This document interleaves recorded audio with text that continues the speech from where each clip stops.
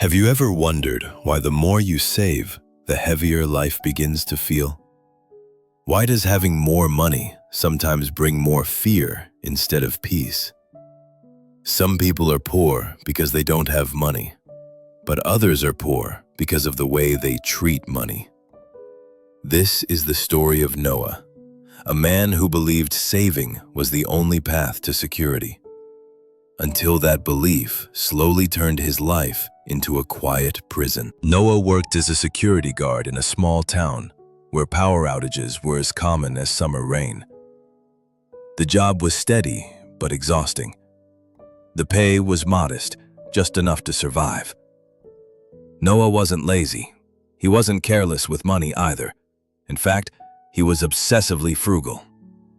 Every month, the moment his salary arrived, he carefully folded part of it and slipped it into an old, worn envelope, hidden deep inside a drawer. His goal was simple: to one day buy a generator, something he believed would finally make his family feel safe during the long, dark nights without electricity. To reach that goal, Noah began cutting everything. No more hot tea in the evenings. Fruit disappeared from the dinner table. His shoes, torn and worn, stayed on his feet long after they should have been replaced. He kept telling himself, just endure a little longer. But something strange began to happen. The envelope grew thicker, yet Noah's heart grew heavier. He checked the envelope every night, counted the money again and again. He feared thieves, feared fire, feared that one unexpected event could wipe it all away. Then, what he feared arrived. His son fell ill. The rent suddenly increased. Unexpected expenses appeared without warning. Each time Noah opened the envelope, each time it became thinner. And with it, Noah changed. He became irritable, silent, tired in a way sleep could not fix. Saving, something meant to bring security, was slowly draining the life from him. One night, during the long blackout, Noah stood on his porch surrounded by darkness. The entire street was silent, heavy, lifeless. Then he noticed something unusual. Down the road, Mrs. Evelyn's house was glowing softly. Curious, Noah walked over. Inside, Mrs. Evelyn, a kind elderly neighbor, sat beside a rechargeable lamp. Several neighbors were there charging their phones. They paid her a small fee in exchange for light and power. She smiled and said gently, "Light is meant to be shared, and when you share it, more light appears." That sentence stayed with Noah all night. For the first time, he realized something profound. Money hidden in a drawer is silent money. Money used wisely can speak and grow. The next morning, Noah opened the envelope again. But this time, not to count. This time, to decide. He didn't spend it all, just a portion. He bought a few rechargeable lamps and phone chargers. He wasn't sure it would work, but he knew one thing: continuing the old way would guarantee failure. The next blackout, Noah hung lamps outside his home.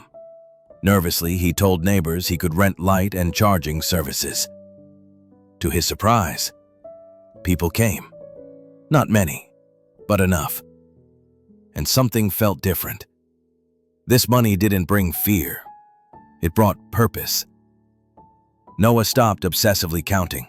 He began planning improvements. He talked more, smiled more. For the first time in a long while, he felt like he was building, not just defending himself from the future. The small business slowly grew. His wife helped keep records. His son carried lamps.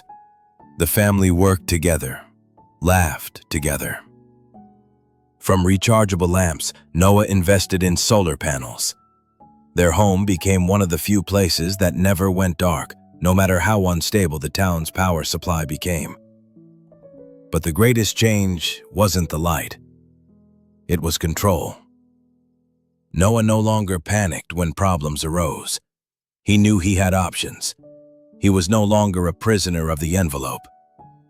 Money was no longer something to fear.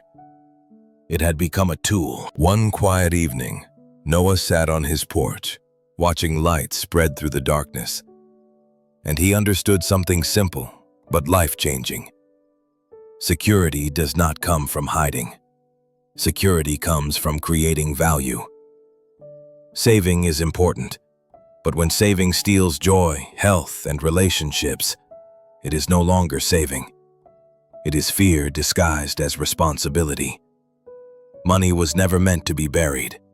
It was meant to support life. If you have money but still feel anxious, the problem may not be how much you have, but how you are holding it.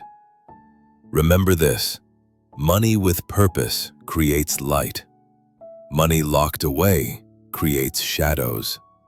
So ask yourself, is your money silent, or is it speaking for your life? If this story spoke to you, if it made you pause and reflect on your own relationship with money and fear, please take a moment to like this video. It helps this message reach others who may need it right now. And if you enjoy stories that bring quiet lessons, real-life wisdom, and light to everyday struggles, subscribe to the channel and turn on notifications so you won't miss our next story. We're here to remind you that life isn't just about surviving. It's about understanding, growing, and living with purpose. Thank you for being here. See you in the next story.